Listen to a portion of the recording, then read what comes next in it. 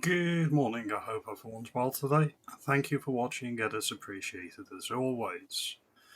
There's a growing consensus that Keir Starmer is not going to be Prime Minister for much longer. His performance in select committees over the past few days has been atrocious.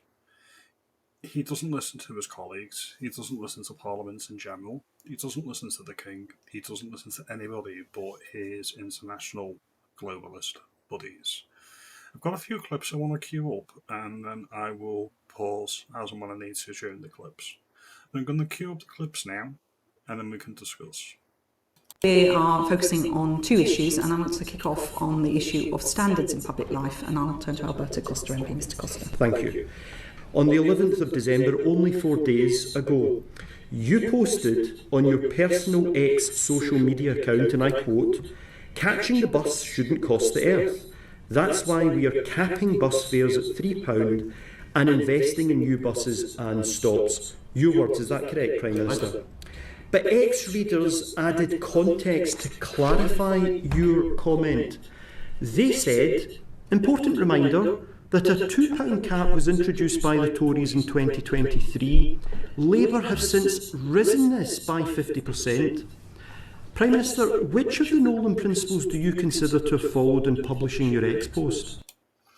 So this is typical political sleight of hand, and it's a similar thing that they do in shops before they put a sale on. They'll mark up the price, then they'll reduce the price down and say, look at the savings we're going to give you. It's sleight of hand, and that's what Keir Starmer tries to get away with here. It's unacceptable. Now, if you are going to raise prices, don't be bragging that you're capping the prices after you've hiked them. That's just disingenuous, to say the least. Well, let me just deal with the substance of that, if I may, because the £2 cap was put in place, and it came to an end in December 24, with no funding for it to continue, and therefore that was the end of that scheme. What we then put in place was a new scheme for a £3 cap on bus fares, which I'm really pleased that we've been able to do. And you're pleased you've uptick the bus fares by 50% and then you're going to cap them at £3. You're pleased about that. This is why socialism always fails. Nothing is free. So when they put a cap on bus prices, what they're doing is they're subsidising that industry for the welfare state. That's exactly what this is here. Do you want this? Do you even want this bus cap to be in place? They don't bother to ask these questions. And again, the Prime Minister's really, really piss poor. There's no excuse for how bad this performance is.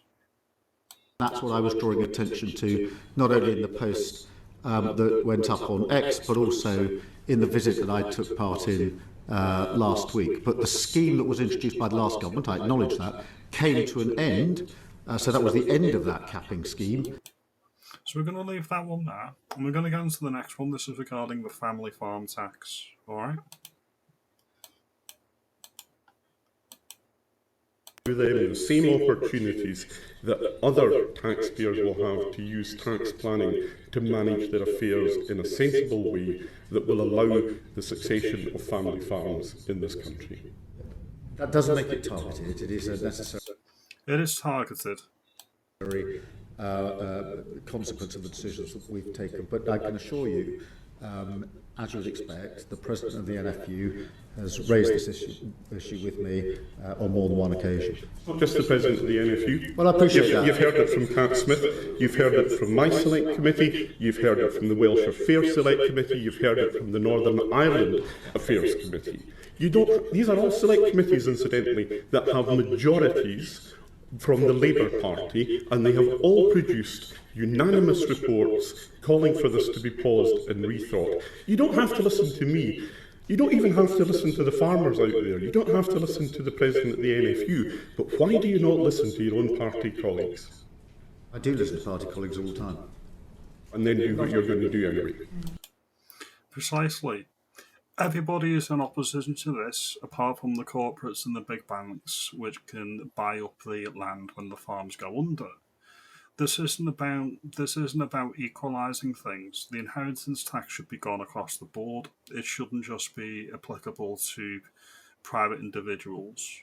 It shouldn't be applicable to anybody. So rather than saying we need to normalise it and make everybody pay the inheritance tax, Lest we forget, that's money that's already been taxed. First of all, you tax when you earn the money. Then you tax with stamp duty when you buy the house. There's also VAT, and then on top of that, the fourth tax is the death tax. When you pass on and you want to pass on your assets to your children, there's another levy on it as well. This is the thing with socialism. To quote Margaret Thatcher, eventually you'll run out of other people's money. Nobody's asking. This is the issue I've got with big state and big governments, alright? Nobody is accountable for the money that they spend. It goes into a big kitty, into a big pot, and it just gets dished out here, dished out there, dished out everywhere. There's no actual accountability to where our money is being spent. And this is the big issue with it. I'd rather have a much smaller state, a much smaller government, and have more of my own money to spend. I think that's a common sense approach. People who want to pay more tax, who voluntarily want to pay more tax, can pay more tax. You can send checks to HM Revenue and Customs whenever you want and say, here you go, Mr. Taxman, Miss Taxman, here's some more money. You can do that whenever you want. All right, that's what you need to remember. Who's going to replace Starmer? These performances are absolutely atrocious. I can't think of anybody that's actually pleased with the way that it's going. He is ignoring his colleagues, he's ignoring Parliament, he's ignoring all of these select committees from Wales, Scotland, and Northern Ireland, the Farmers' Union, the farmers themselves. It's almost like he's got paymasters that aren't in the country. It's almost like he prefers, I don't know, Davos to Westminster, one might say, to quote a Prime Minister. And then you get on to this. This is from one of the best political pundits in the country, Andrew Neil. He doesn't think that that Starmer's going to be in office for much longer, and I concur. Growing consensus that Keir Starmer is just not up to being leader of the Labour Party, never mind prime minister. And second, there's also a widespread consensus that the government is badly drifting and going nowhere, and just administering rather than leading, and the country's in decline, and he doesn't know how. To quote a phrase, I wouldn't trust Keir Starmer to organise a piss up in a brewery. He's that incompetent. I know a few people locally that do still vote Labour. Even I asked them this very simple question recently. Are you happy with Keir Starmer and the way he's running the Labour Party? Answer, no. Do you think he's going to be leading the country in the next general election? Leading Labour into the next general election? Definitely not. These are the answers. They're not pleased. This is regular Labour voters and Labour members. They don't like Starmer. They don't like anything about him. He is a mandroid, and he's going, unfortunately. And I'll get to the unfortunately in a minute. To stop it.